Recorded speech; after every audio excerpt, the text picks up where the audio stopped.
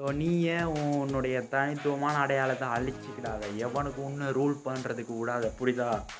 நீ இப்போ உன்னை ரூல் பண்ண எனக்காக குடுத்துட்டேன்னா, எப்பவுமே உன்னை குடுத்துக்கிட்டே தான் இருக்கணும். உன் வாழ்க்கைய உன்னால வாழவே முடியாது. புரிஞ்சுக்கோ, தெரிஞ்சுக்கோ. நீ ஆரம்பத்துல இருந்தே எல்லாத்துக்குமே அப்படியே ஆமா போட்டுக்கிட்டு, அவங்க சொல்ற ரூட்லயே போயிட்டு இருந்தான்னா, அவங்க சொல்ற வரைக்கும் தான் அவங்க சொல்ற மாரி தான் நீ கடைசி வரைக்கும் வாழ்க்கைய வாழுவ. எல்லாத்துக்கும் பயந்துக்கிட்டு வெட்கம், கூச்சம் இதெல்லாம் இருந்துக்கிட்டே இருக்கும். அடுத்தவன் என்ன நினைப்பான்? அது இதுன்னு யோசிச்சுக்கிட்டே இருப்ப. உன் லைஃப் நீ வாழணுமா? நீயா இரு. உள்ளுக்குள்ள ஒண்ண வச்சுக்கிட்டு வெளில ஒண்ணு பேசாத. உள்ளுக்கு என்ன தோணுதோ, அத வெளியில செய்யி. மனசுல ஒண்ணு பட்டுருச்சுன்னா உள்ளுக்க வச்சுட்டு, ஐயோ! நம்ம பண்ணக்கூடாதுன்னு தெரிஞ்சு வெளில மத்தவன் என்ன நினைப்பான்னு யோசிச்சு, நீ மத்தவனுக்காக வேண்டி அது தப்புனா கூட அத பண்ணுவ. மத்தவன் தப்பா நெனச்சுருவான்னு. ஸோ இந்த அறிவு கெட்ட விட்டுரு. வாழ்க்கை அனுபவத்துலேருந்து சொல்றேன். உன் வாழ்க்கைய நீ வாழ்றா.